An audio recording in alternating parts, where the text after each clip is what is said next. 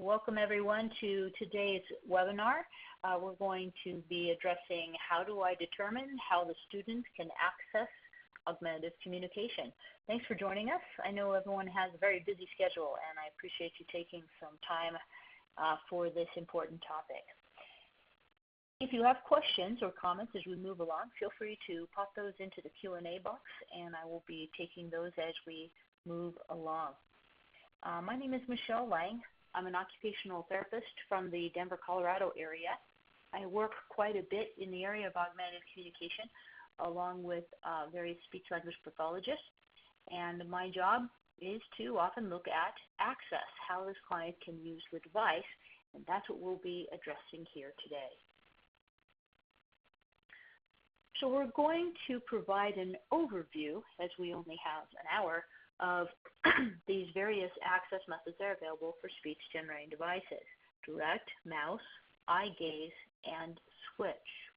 We have a couple webinars coming up in the near future in the next few months that are going to dive in a little deeper on some of these as well.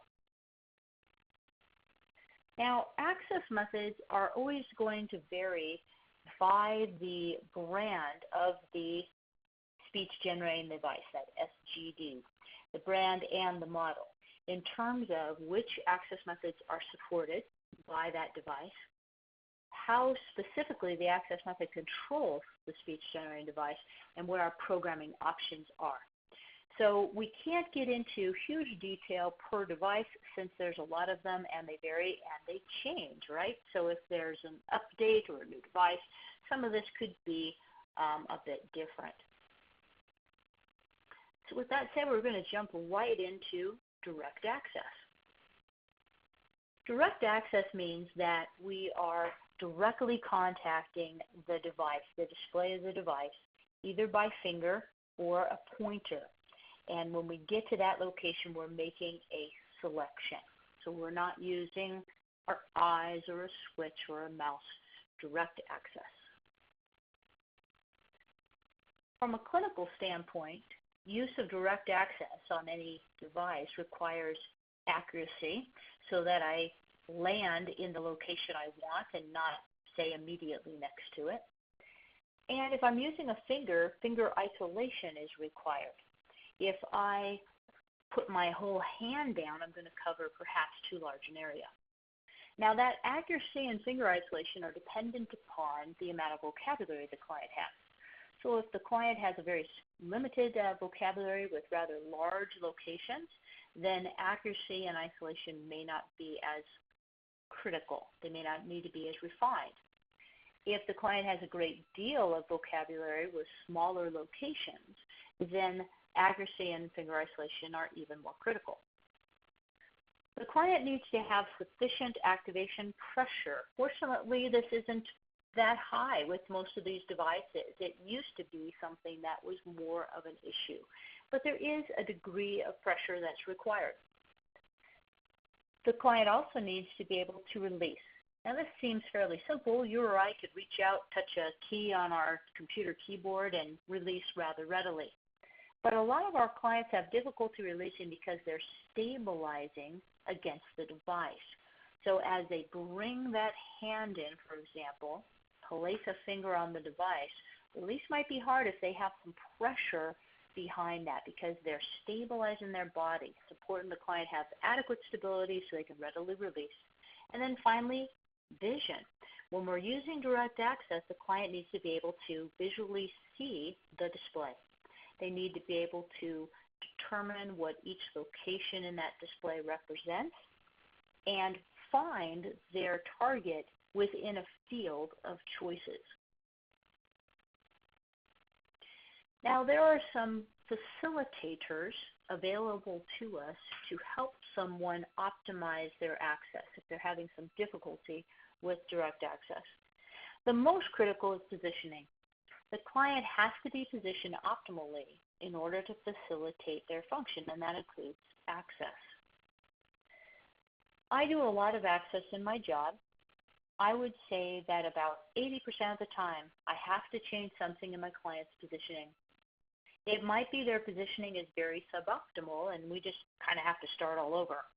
It might be that positioning is okay, but I have to change something in order to facilitate their ability to access. So very, very critical. If you're not a part of that positioning team, that wheelchair seating team, if someone's using a wheelchair, then it's important to work with that team to look at positioning and access together. Another tool that can help to optimize access for clients using direct access is splinting. Splinting, let me find my pointer here, can be used for a couple different purposes. First, wrist alignment. Depending on our client, the wrist can be in an asymmetrical posture. Common posture is with a lot of flexion. Go ahead and flex your wrist for a second, and then try to push down with your finger. It's hard to get any pressure through your finger because the force is going in the wrong direction. The force is going forward, but your finger is pointed downward. By keeping the wrist in alignment, it helps the client to better target that force and that precision with a finger. Some of our clients might have a lateral deviation as well. This can also impact someone's ability to use the hand functionally. There's a variety of finger isolation splints. This is just an example. There's some others on the market that aren't quite as bulky. And this can help your client to get that finger out. Many clients tend to fist, maybe due to tone, and it's hard to release, to isolate out a finger. By helping that finger, those joints in the finger to stay extended, the client may have more success using their device. One way of really quick and dirty assessing this is just to take some Band-Aids. I tend to put the pad of the Band-Aid over the flexible portion of the joint and just wrap it around the joint. And if the client, and I might have to do that at both those joints, both the PIP and the DIP, if that helps the client with their finger isolation, then I know that perhaps more of a splint is required.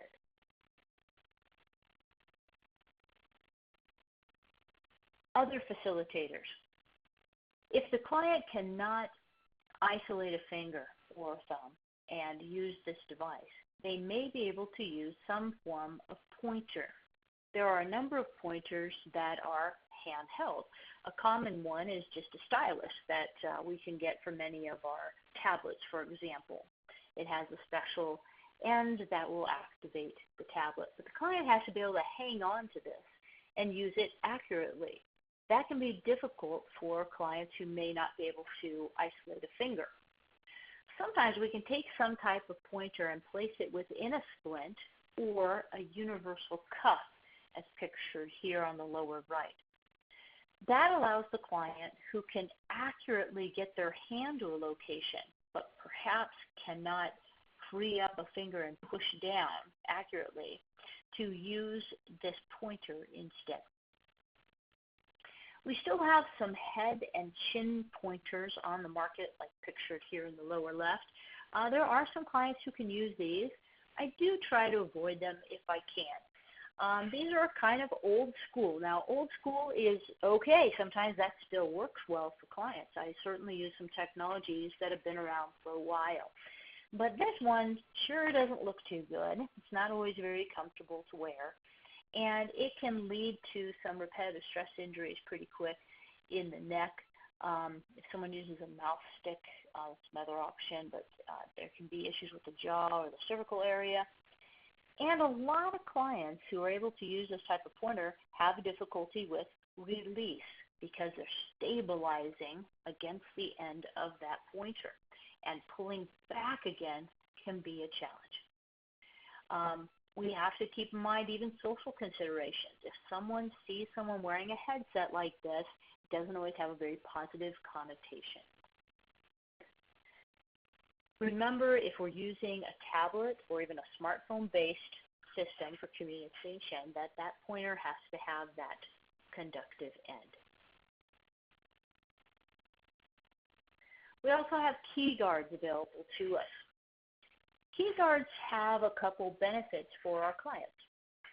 If I took my hand and placed it against the surface of a device without a key guard, I'm going to activate multiple locations and probably not get to where I want to say. But if I have a key guard, I may be able to rest my hand, stabilize my hand against the surface of the key guard, move my hand across it, and then pop a finger through, or even a thumb, to the location that I need to control.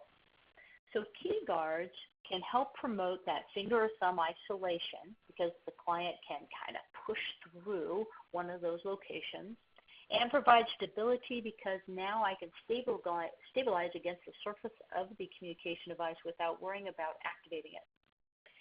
Now, for some clients, there can be some visual implications here. Some clients do better with a clear key guard like the one pictured here. Some do better with one that is a solid color so that I don't see the locations through those borders. That can be difficult for some clients to manage. Another challenge with key guards is certainly matching the layout of the device. So if that layout changes, the number of options change, I need a different key guard. It's important that each page the client goes to has the same number of keys so it matches up with the key guard as well. And then we have programming. Programming, as I mentioned before, varies from device to device. These are frequent choices that are available when it comes to a client using direct access. Often we have a choice of whether the device will activate on contact or release. Well, how do we decide? The default is contact. I reach out, I touch a location on my speech generating device, and that's what my selection is. The advantage of doing activation on release is if a client needs to stabilize against the device. They can rest their hand on the display, move it across the device to the desired selection, and then release. It will not activate until that release occurs so that the hand moving across the area does not unintentionally result in a selection. We can also choose the activation acceptance time, so that instead of an immediate response when the client reaches out and touches a location, there's a slight delay, and this is programmable. This can also allow the client to move across the display without accidentally activating anything until they remain on a location for a period of time. Now, this can be tricky. Some clients get pretty frustrated when they are touching something and nothing's happening. Many of our clients will just repeatedly touch it or press into it with some more force. So it's important to work with the client so they understand that that delay is there intentionally. We can also choose to provide audio feedback so that when the client has made a successful activation of a location, there might be a clicking noise. And that is just an additional method of feedback for the client so that they know they have successfully activated a location. Choices can be different, again, not just between models of SGDs, but also different on various tablet-based devices and based on the operating system. So let's look at a brief case study with direct access. This is Alex. He's 9 years old and has cerebral palsy. He has a speech-generating device you can see mounted here in front of him with key guard, and he's using direct access. But his access was slow and difficult for him. And so I was called in to take a look at that to see if we could improve the situation. Well, as I try to always do, I started with his positioning, and his positioning was not ideal. Look at his head here. It's over his lap. It's way forward, and he tends to hang a bit on his anterior trunk support. So he doesn't have the optimal posture he needs or stability to reach out and use that device well. If we don't have a lot of stability in our trunk, it's very difficult to disassociate our arms from our trunk. They tend to move together. To reach out with your arm and move it around, we have to hold our trunk very, very still. Our clients can't always do that. If they don't have enough stability of their trunk in their seating system, they may not be able to do that disassociation and reach out and use their arms as functionally as possible. Now, this is still not his optimal position in this picture, but once his positioning was optimized, his access improved a lot.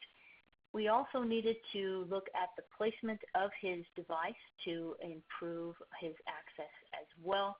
Unfortunately, I don't have an after picture of Alex. I should have taken one, but trust me, his positioning was addressed. That took a little bit. We had to wait for some equipment. We moved his device a bit, and as a result, he could access it better. Now, oftentimes, people will ask me the following question. Perhaps you have a client who can use direct access, but it limits the amount of vocabulary selections that you can have per page. So perhaps someone can reach out and press 4 items, 6 items, but any more than that, and their accuracy tanks. When should we consider other access methods?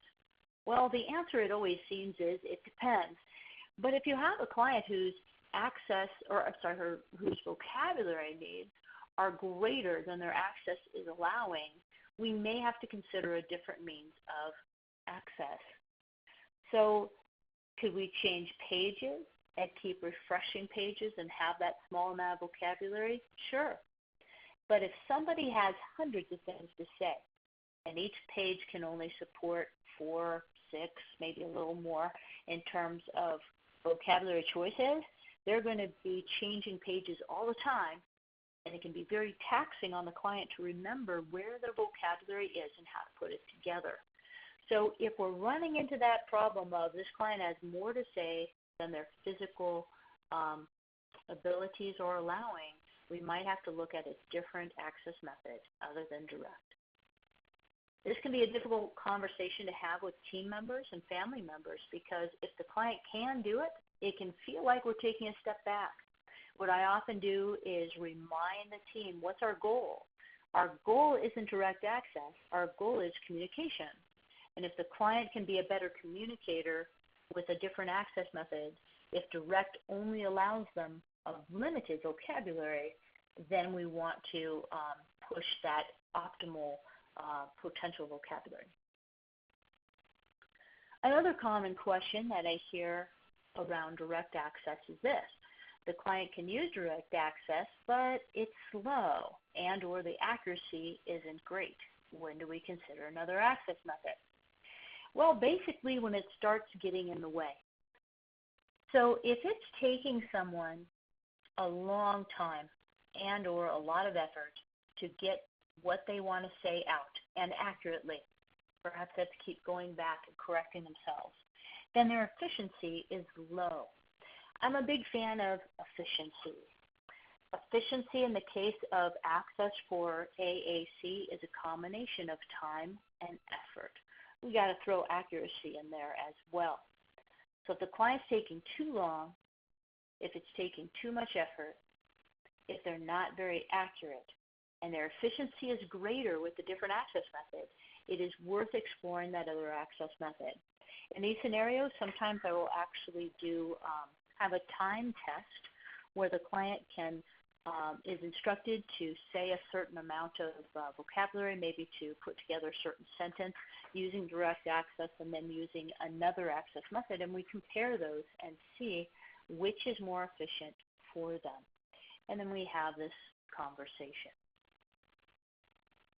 Okay, again, if you have any questions or comments, pop those into the Q&A box.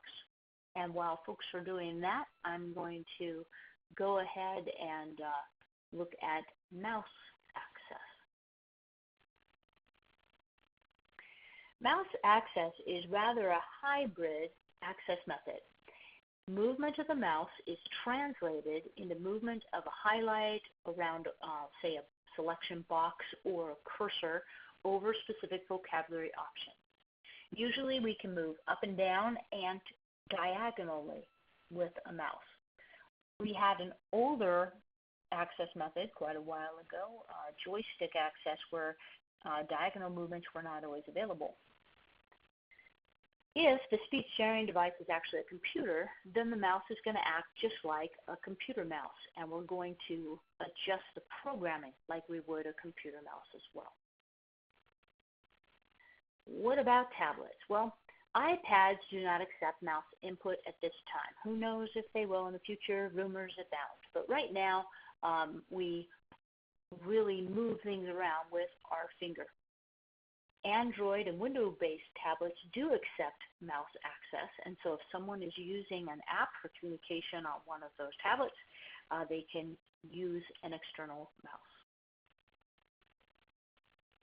There's a lot of different types of mice out there to match an individual's motor requirements.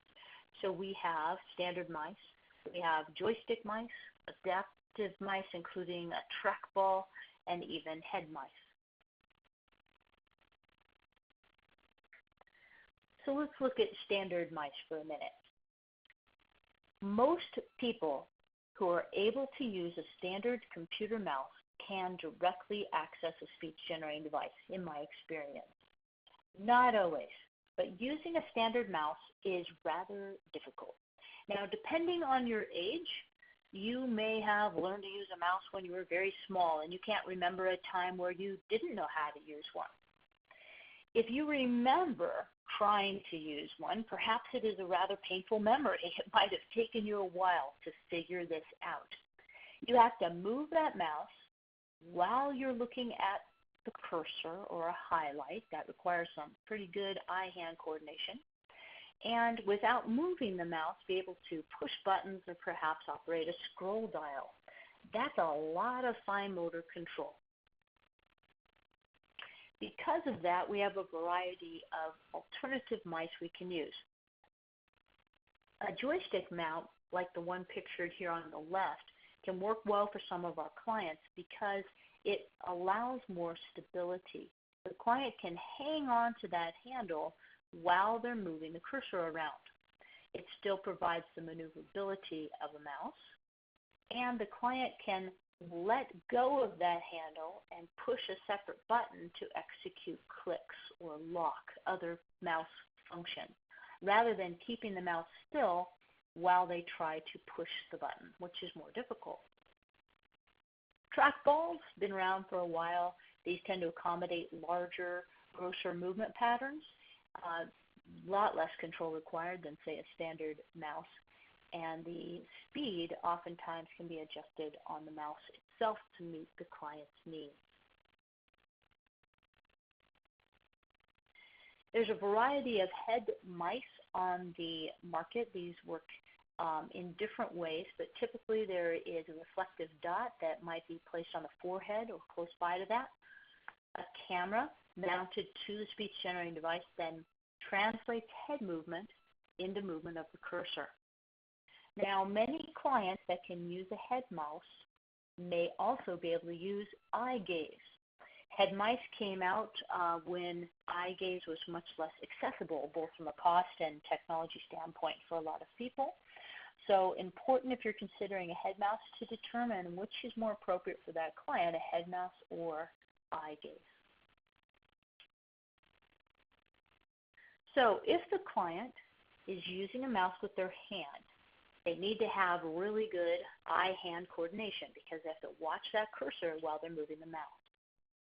If the client's using a head mouse, the client has to be able to do something very unique.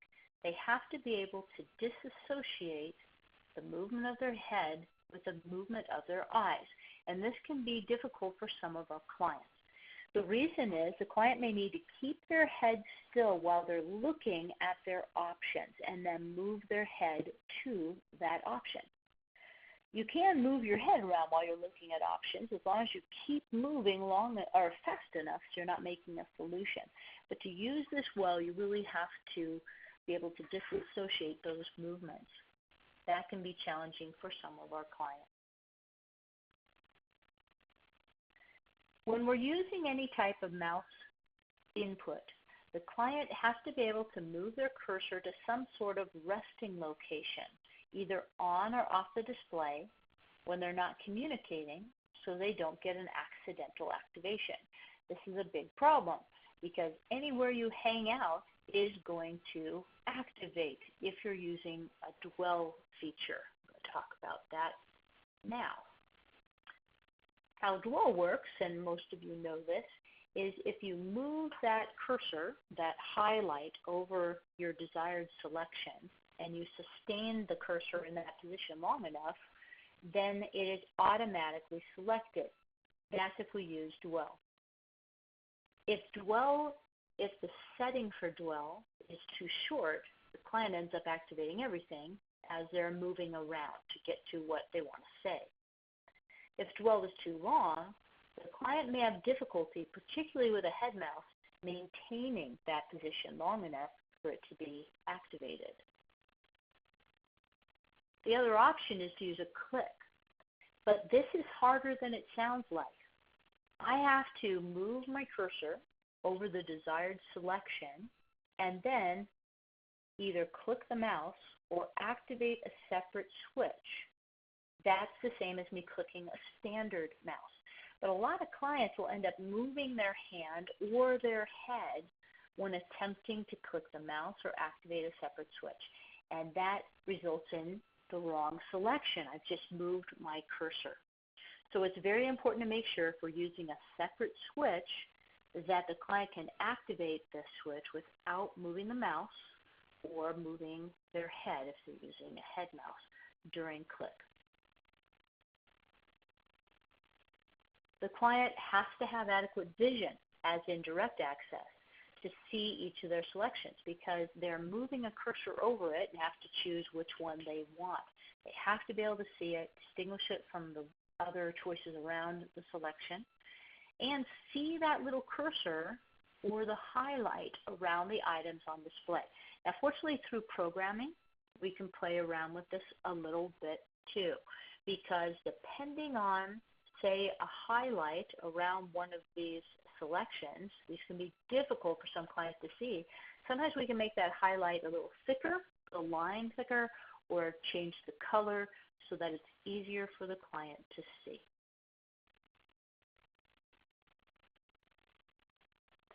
So what can we do to facilitate mouse access, to help someone do their very best? Well, if someone is using their hand, it's very important to provide adequate upper extremity support.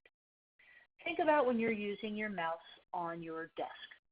Your mouse probably isn't just hanging out in space. It's placed on your desk so that your forearm and your wrist are well supported, and then you can use smaller movements to move around that cursor. It would be much more difficult if that mouse was just hanging in space.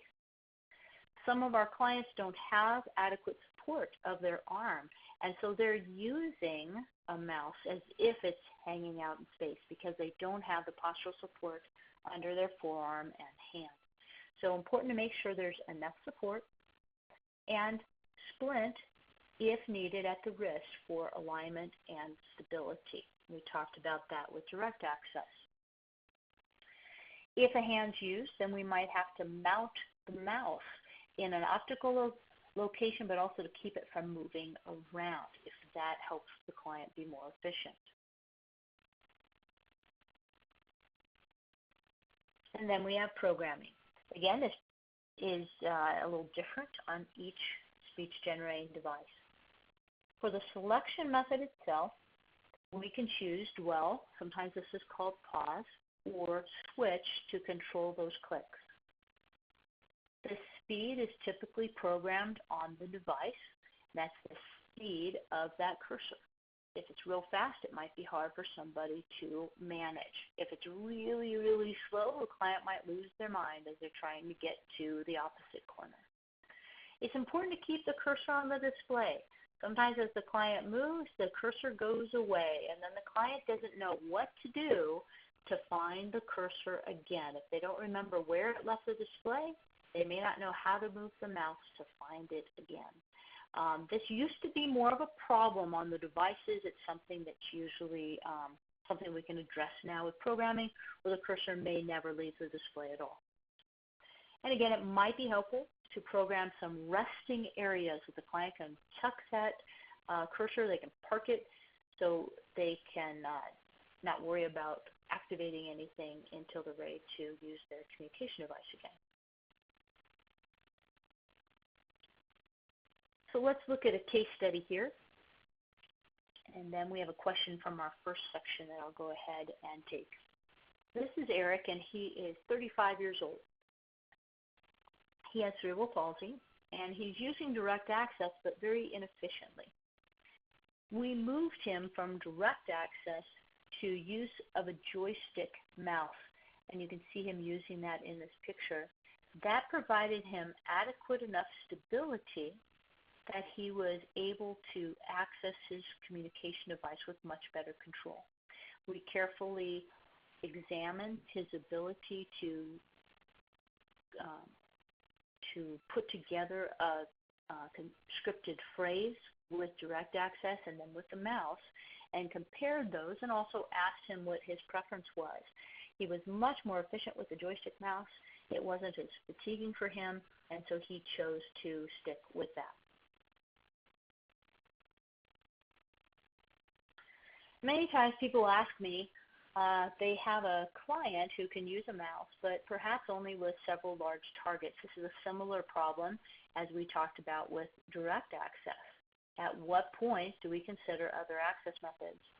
Well, just like any of these access methods, if someone is limited in their vocabulary by an access method, we may want to consider another one.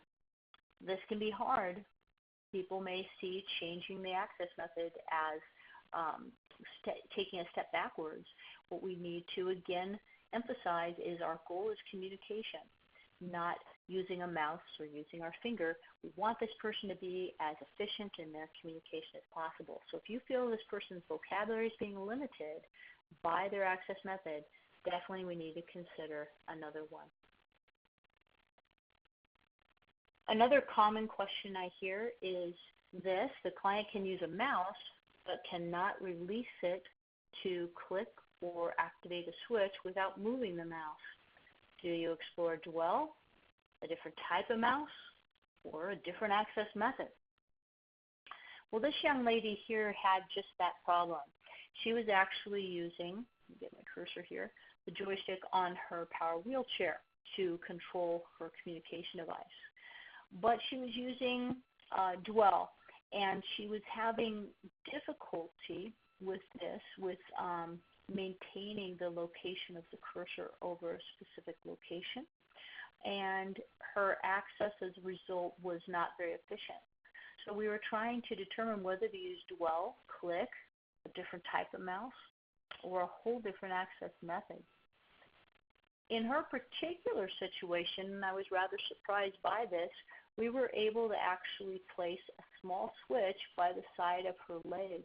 She was able to use her joystick to move the cursor to a specific location and hold it there while she hit this switch. And that worked much better for her than Dwell, because she wasn't able to sustain the cursor over a location long enough for the Dwell to activate. That was her primary issue. It allowed her to continue to use mouse access. Okay, I'm going to take a question that we have from our last section. If you have any questions about mouse input, go ahead and pop that into that Q&A box. So Sarah has asked, could you describe exactly how you improved positioning for the first example? And that was Alex. Did you raise up the communication device, tilt the chair's angle, etc.? Well, briefly with Alex, and we didn't have a lot of time for his case example, we ended up in his unique situation opening his seat-to-back angle a little bit so that his head was better balanced over his pelvis. Remember, it was fairly far forward. We did not need to use the tilt. He does have a power tilt on his power chair.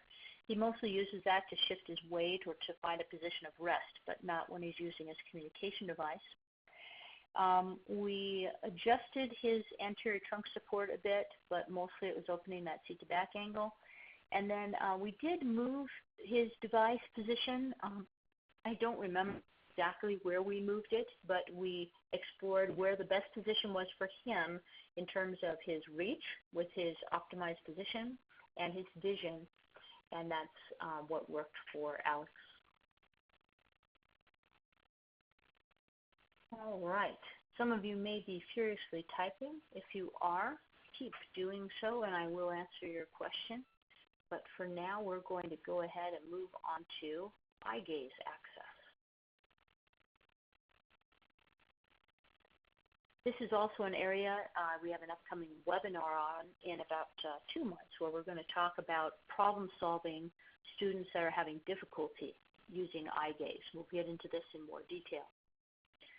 With eye gaze, eye movement is translated into movement of the cursor.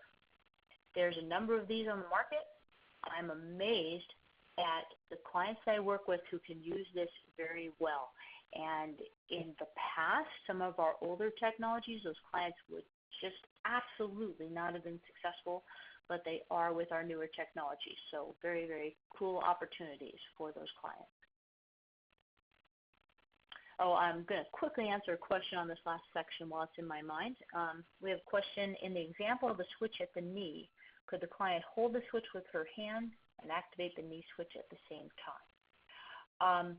The client was using the joystick at her hand, at her right hand, to move the cursor on the display, and we mounted a switch off of her wheelchair seating by the lateral side of her knee, and so she abducted her hip to hit that knee. Hope that clears that up. All right, so eye gaze. What do we need to use an eye gaze system? Well, the client has to have good control of their eye gaze. They need to have, again, adequate vision to distinguish the selection that they want from the selections around it. And the client needs to have pretty good head control. As I mentioned, these technologies have improved quite a bit. In the past, it was critical that the client didn't move their head at all. These are much more lenient, lenient before than they used to be, so the client can have a little head movement and still use these well, much more so than in the past. So what can we do to optimize someone's ability to use eye gaze? Well, positioning, we know, is really important. So we need to position the client for optimal head control and stability. That means a lot more than finding the right head support, even though that's part of the solution. We need to look at the entire positioning of the client. If this is not your specialty area, you can also work with someone who does positioning and let them know that we're trying to optimize eye gaze. Then we have programming. We can program the speech generating device so that when the client moves their eyes over their selected vocabulary, that they can make the selection by either dwell or switch. Just like with a head mount, but I think even more so, it is really hard to keep your eyes on target and then reach out and hit a switch. It will move your eyes. And more so for many of our clients, where a lot of their movements can be somewhat reflex-driven.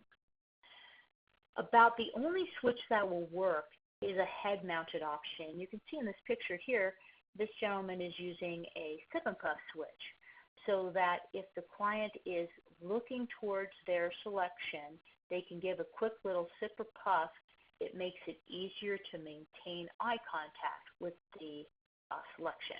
Now, not everyone can use a sip or puff switch, and we might have to look at other options. It is certainly possible to use dwell. I have to look at my selection for a set amount of time, and it will be chosen that way. Speed is dependent on the client's eye movement. So if I look quickly or slowly towards a target, that is how my cursor will move. This is Jesse. He's 7 years old, and he sustained a brain injury in the past, and he is using eye gaze. Now, when I first met Jesse, he was trying to use eye gaze, but he was really struggling with the task, and the school team wanted to know if scanning was more appropriate. Well, we started with positioning, because that's where I always try to start. So let me get my cursor here. Let's take a look at his position. He has a rather unique head support called an eye-to-eye. This is from Self Products. Now, if you look at his neck, it's a little hard to see through this head support, but he is very hyperextended in his neck. As a result, his eye gaze is going up here somewhere. He's looking towards the ceiling, not at the device ahead of him, and that is impacting his ability to use eye gaze. So we corrected the position of his head support. We changed his positioning a little bit too, and instead of looking way up at the ceiling, he could look straight ahead. And this allowed him to use his eye gaze system. So he went from, I can't use my eye gaze at all, to I can use it just fine, and it was really truly just adjusting his head support. So again, positioning, super, super important when we're looking at these technologies. Common question that I hear about eye gaze is, again, just like with direct, just like with mouse, the client may be limited on their vocabulary. Perhaps they can successfully use eye gaze, but only if they have just a few selections. If they have more selections, accuracy perhaps decreases. Well, in this case, we have to decide what's more important, the access method or the amount of vocabulary. If the client has higher vocabulary needs, then we need to look at an access method that supports that.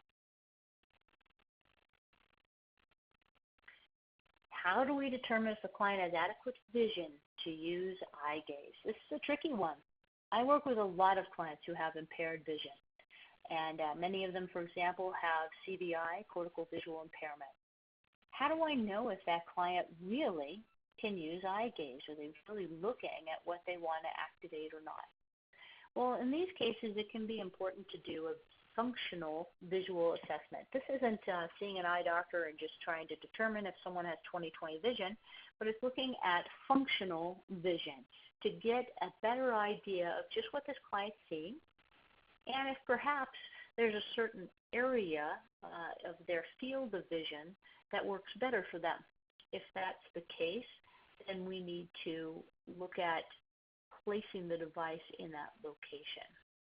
One thing to keep in mind with people who have CVI, for example, is these clients often sneak glances at their device. They might look at the device, look away, and sustained visual contact can be difficult. Sustained visual contact is essential to use eye gaze, and so this might get in the way. People with CVI often need to hold their head in rather odd positions. They're maximizing their vision. We need to often allow that client to keep their head in various positions in order to use eye gaze. It's important that the eye gaze system can still see their eyes during those maneuvers. But if we try to require a client with CVI to keep their head perfectly upright in midline, they may not be able to see the display. So these are all things to keep in mind. Finally, I have worked with a couple clients, usually due to a brain injury, who have very dilated pupils all the time, and that can be a challenge with eye gaze. It can affect the recognition. And I have had clients with fairly significant prescription glasses where there's more distortion to the glass, and really the eye gaze system is dependent upon looking right through the middle of that lens. If the client turns their head very much, there's not good reading from the eye gaze system. All right, let's take a couple questions here.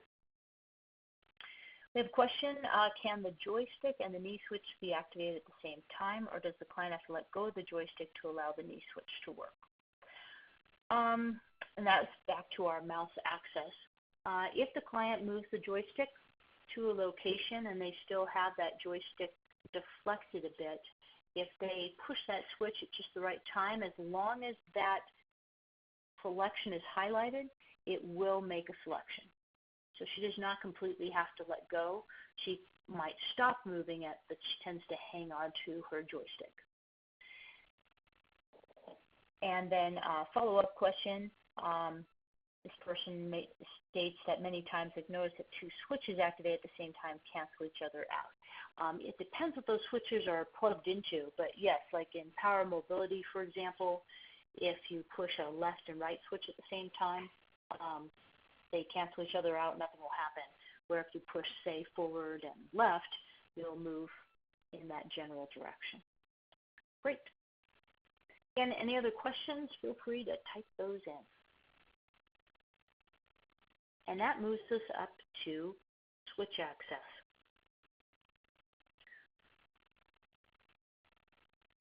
Switch access is an indirect access method where we use 1 to 2 switches with a specific scanning strategy to move to a desired vocabulary choice and then to select it. We use switch scanning when the client cannot use another access method. It is the least efficient method most of the time. The exception to that is if someone can use direct or eye gaze or mouse, but it limits their vocabulary, as we've been discussing. You can use any type of switch at any location.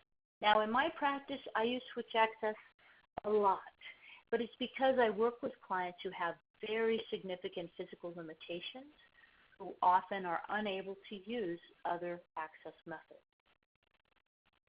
Now, we do have a webinar on August 14th where we're going to talk about where to put the switch, because where to place the switch is often much more difficult than choosing the optimal switch type. That we have a webinar coming up on that as well. So that's a whole other webinar, but in general, an ideal switch site is going to use a small, isolated, volitional movement. What can we do to optimize switch access for a client? Well, we have to look again at how the client is positioned to optimize their ability to hit a switch. We need to then choose the very best spot for a switch. That varies, of course, client to client. So we have to choose the place where they have the best control, and then make sure that this client has enough stability for isolated control. So let's say perhaps I'm using a switch by the side of my head. I need to have enough stability in the rest of my body to move my head just that slight amount required to activate a switch. Now, there are different scanning methods available to us.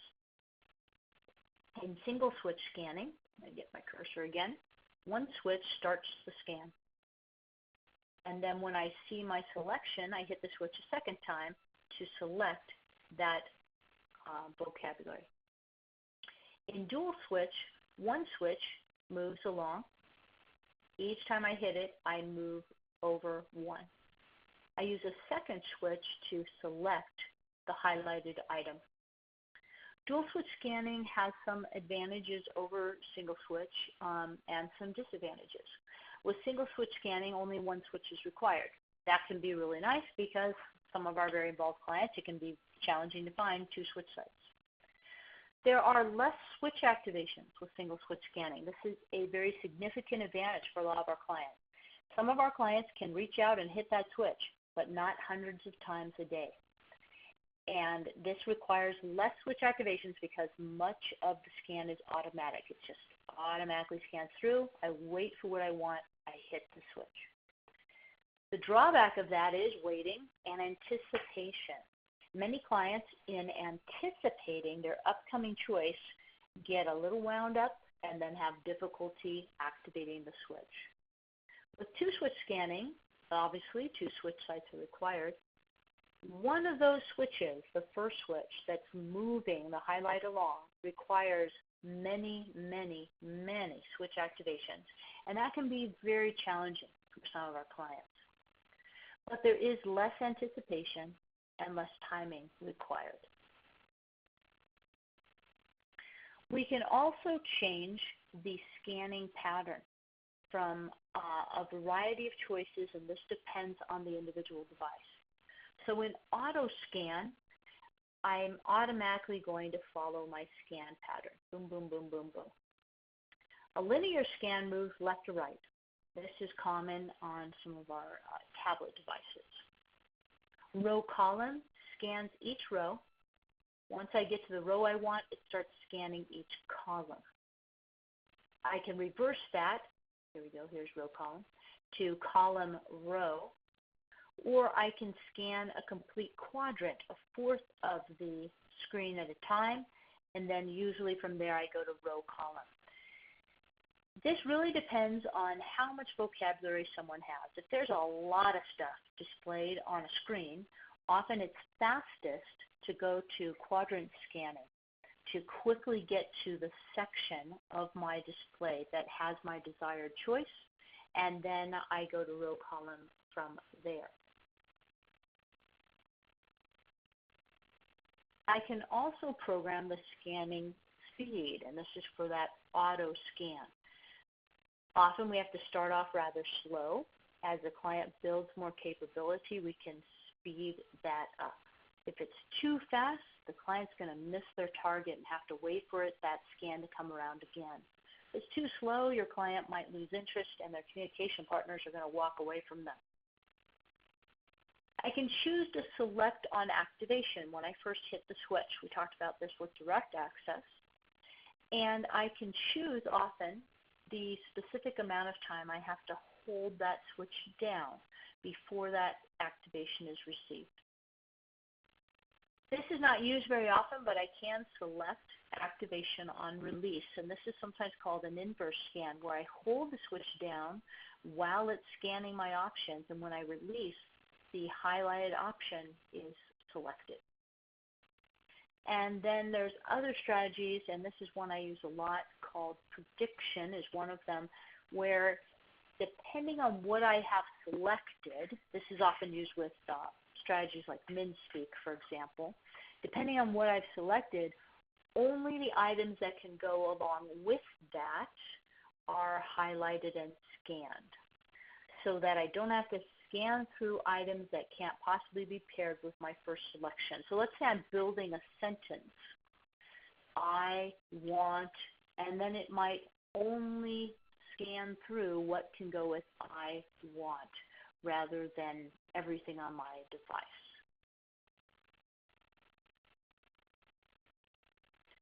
Another option that I use a lot in my practice is auditory scanning. Many of my clients do not have adequate vision to see the display at all, or if they can see the display, to distinguish between the individual symbols, or perhaps they don't have enough vision for the amount of vocabulary they need. So again, we might have someone who can see 4 locations on a display, but if they have lots and lots of things to say, we need to add in more icons that are smaller. If that affects the client's ability to see them, auditory scanning can be helpful. So during the scan, the client hears a cue.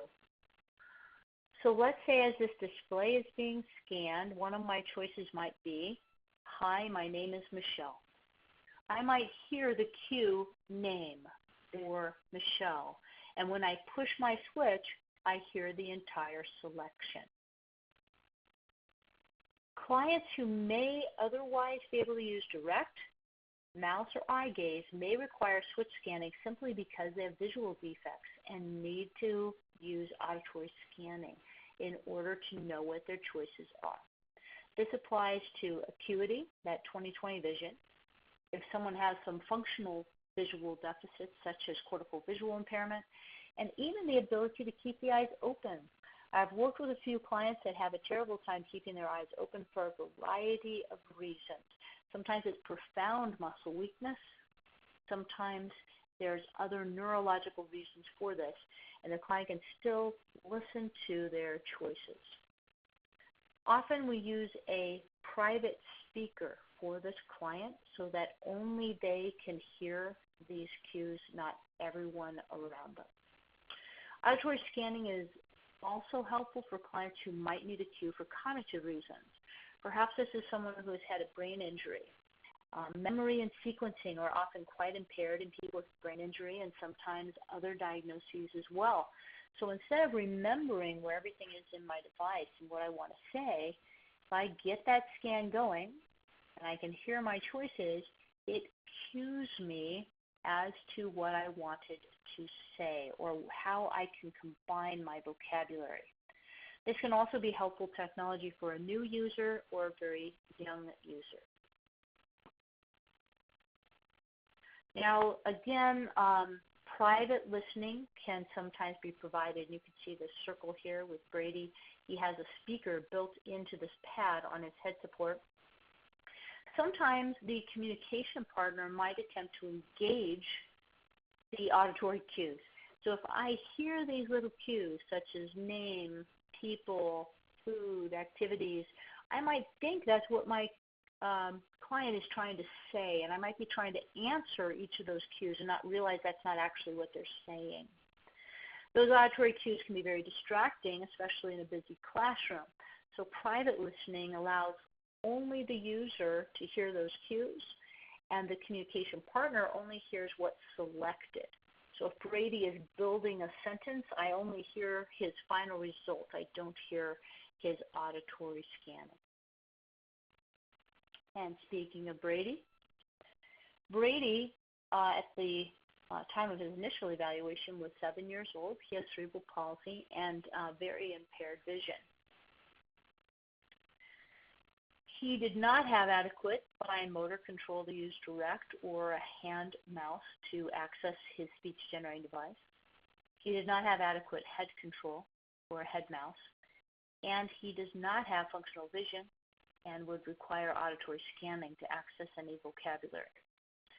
He was able to use a switch by the right side of his head. Underneath this mount here is EnableNet spec switch, and this is mounted to a Ultra head support from Stealth Products. Brady listens to his cues through a private speaker. He uses quadrant row column scanning, so scans those 4 quadrants of his device and then switches once he chooses a quadrant to row column scanning. Uses that auditory scanning so he hears his choices, and he also uses predictive scanning. He can choose from pre-programmed vocabulary, so entire paragraphs, sentences, words. He can also generate unique vocabulary depending on what he wants to communicate. He has hundreds of things he can say to you, and he is extremely proficient, even though he only has one switch site and almost no functional vision at all. So this auditory scanning can be very, very powerful. So some common questions with switch access. The client perhaps can activate a switch in several locations. How do we determine the optimal location?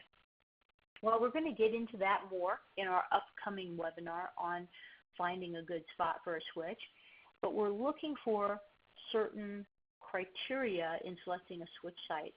In general, we want to find a place that requires a small movement where the client can isolate that control. They're not pulling in reflexive patterns of movement or other reflexive, overflow, general tone-driven patterns of movement, where the client can repeat this, release, and activate accurately.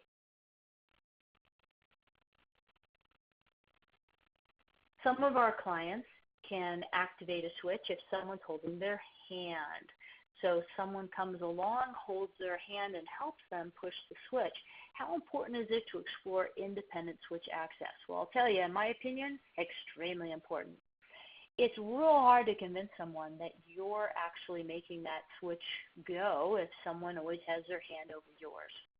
Many clients who need hand-over-hand access just simply can't use their hand to hit a switch independently, and we might have to explore alternative switch sites.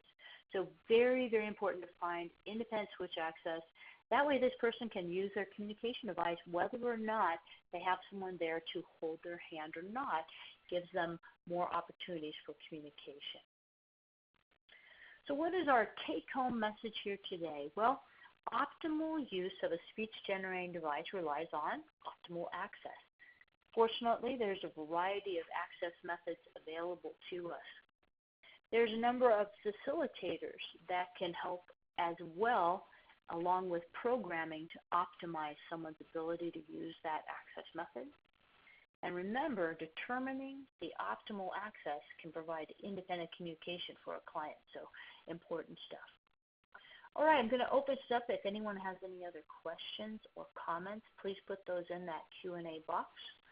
While people are typing, I really do want to thank you for your time, and I truly hope this information is helpful to you and to the clients who you are serving.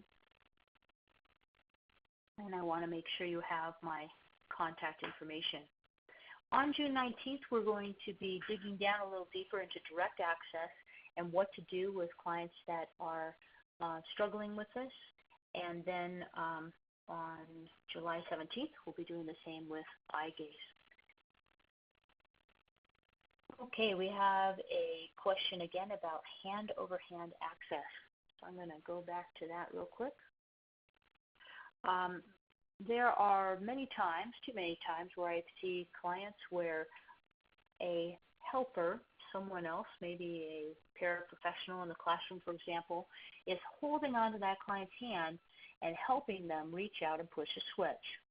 The challenge with that is the client doesn't have independent access, and it's important to explore where the client can use a switch independently without any help.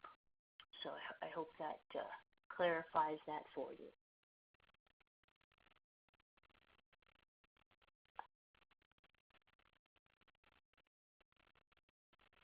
See if we have any more questions here. Thank you for your comment.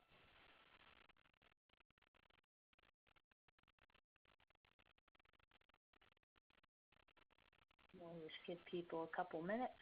I know it takes a long time. It takes a lot longer to type a question than it takes me to answer it.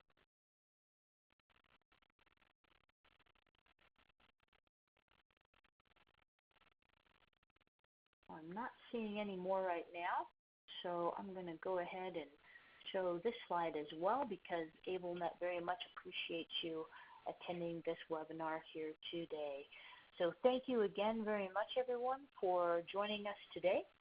I hope you can join us for a future AbleNet webinar, and feel free to check out AbleNet University as well. There's quite a collection of on-demand webinars there that might also be helpful. Thanks, everyone.